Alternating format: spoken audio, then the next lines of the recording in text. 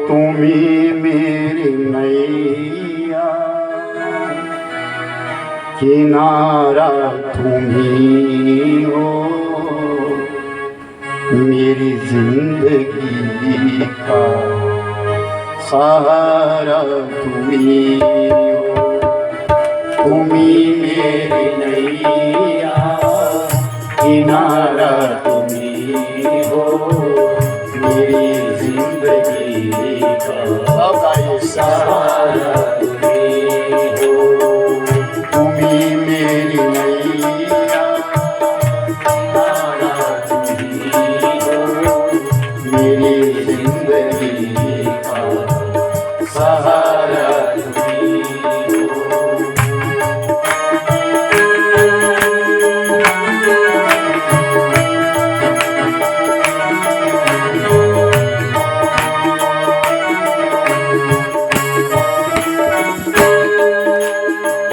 तुम्ही सूर्य बनकर चमकते हो प्यारे, तुम्ही बिजली बनकर कड़कते हो प्यारे। ओ तुम्ही सूर्य बनकर चमकते हो प्यारे, तुम्ही बिजली बनकर कड़कते हो प्यारे। तुम्ही चांद तारे नजारा तुम्ही हो, तुम्ही चांद तारे सितारा तुम्ही हो, मेरी जिंदगी का सहारा तुम्ही हो। तुम्ही मेरी नैया, किनारा तुम्ही हो, मेरी जिंदगी का सहारा तुम्ही हो।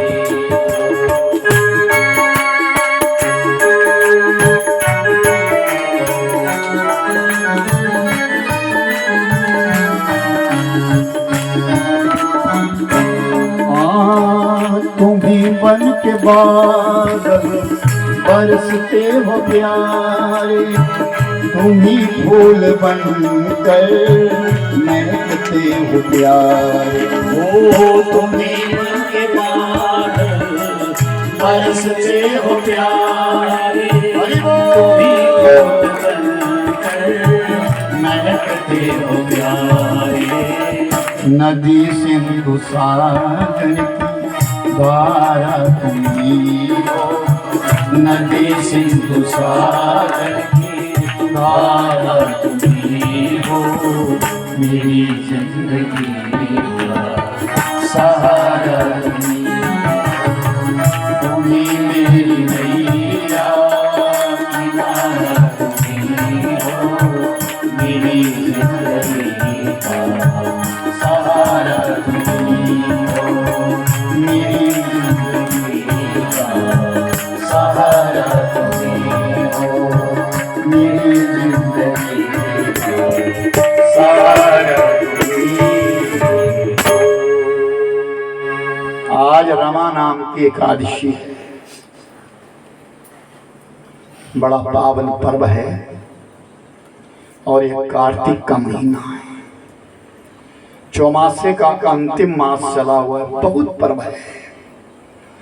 और आज पावन एकादशी तिथि है, जिस एकादशी का व्रत हमारे भारतवर्ष के बीच में सनातन धर्म में मुख्यता कहा गया। व्रत राज, व्रतों का राजा है एकादशी।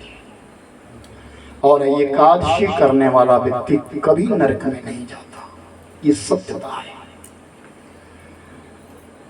इस धरती धरा के ऊपर एक राजा हुए, जिन राजा का नाम था अम्बरीश। अम्बरीश नाम के राजा थे, जो नियमित रूप से बचपन के बीच में किसी गुरु के द्वारा शिक्षित हो गए, दीक्षित हो गए, और उनके गुरु महाराज ने उनको बता दिया कि तुम एकादशी करो, एकादशी का व्रत करो। एकादशी के दिन अन्न जल ग्रहण नहीं करना, कोई बात ग्रहण नहीं करनी, निर्जला जिसको नाम आया जाता है, निर्जल होकर के रहना है। तो ये एकादशी और द्वादशी के बीच में उसका पारण कर लेना है, द्वादशी तिथि में। और द्वादशी टूट जाए, त्रयोदशी लग जाए तो नरक का गामी हो जाएगा। बड़ा बड़ा कठिन व्रत है, लेकिन कलयुग में इसको वर्जित कहा गया है कि नहीं, इस शरीर को खड़ा रखने के लिए फलाहार लेना, ले लेना, फलाहार कर लेना, अन्न ग्रहण नहीं करना। तो राजा अम्बरीश जी महाराज ने यह व्रत प्रारंभ किया और 26 एकादशियां साल में आती है। जिस वर्ष महीना बढ़ जाता है, जैसे पीछे सावन था, उस प्रकार आ जाता है तो साल में 27 एकादशियां आ जाती है। तो एकादशी का व्रत करना ये राजा अम्बरीश जी करते थे। एक दिन की बात की द्वादशी तिथि लगी थी, भोजन बनकर के तैयार हो गया था, पारायण करने का समय आया था, साधु संतों का बहुत सारे ब्राह्मण आए हुए थे। इधर दुर्वासा ऋषि चले आए और दुर्वासा ऋषि के पास 10,000 शिष्य संग में चलते हैं। राजा अम्बरीश ने व्रत किया था, आज हाथ जोड़ करके खड़े हो गए, मैं अहोभाग्य, आज मेरे द्वार कोई ऋषि आए, कोई साधु आए, अब आपको मैं निमंत्रण देता हूँ, भोजन प्रसादी यही ग्रहण करना। स्नान करने के लिए दुर्वासा नदी में चले गए, लौट करके नहीं आए। समय बीतने लगा, साधुओं ने, जो बाकी बचे वो जो ब्राह्मणों ने कहा, राजन द्वादशी तिथि समाप्त हो जाएगी, त्रयोदशी लग जाएगी, आपका व्रत समाप्त हो जाएगा और आप नरक के गामी हो जाएंगे, इसलिए आप पहले पारण करो, व्रत को तोड़ो।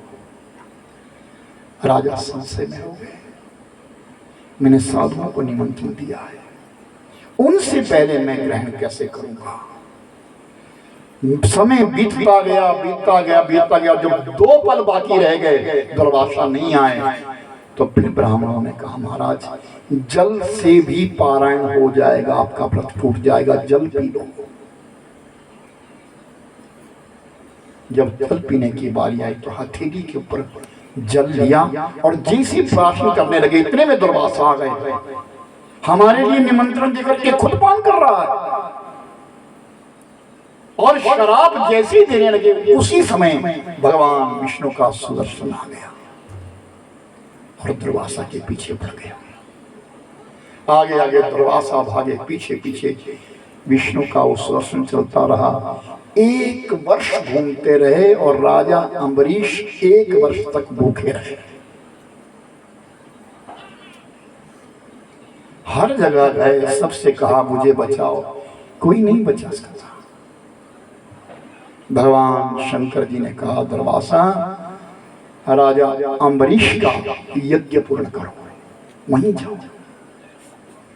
राजा अम्बरीश के पास दुर्वासा 1 साल के पश्चात आए और 1 साल भर निराहार रह करके अम्बरीश ने व्रत किया। दुर्वासा आए, दुर्वासा ने जब भोजन किया द्वादशी तिथि में ही, तो राजा अम्बरीश का व्रत पूर्ण हुआ और द्वादशी में भोग लगाया गया। संक्षिप्त में मैंने एकादशी की कथा आपको सुना दी है बीच में। आज कथा सुनना अनिवार्य होता है, आज एकादशी है।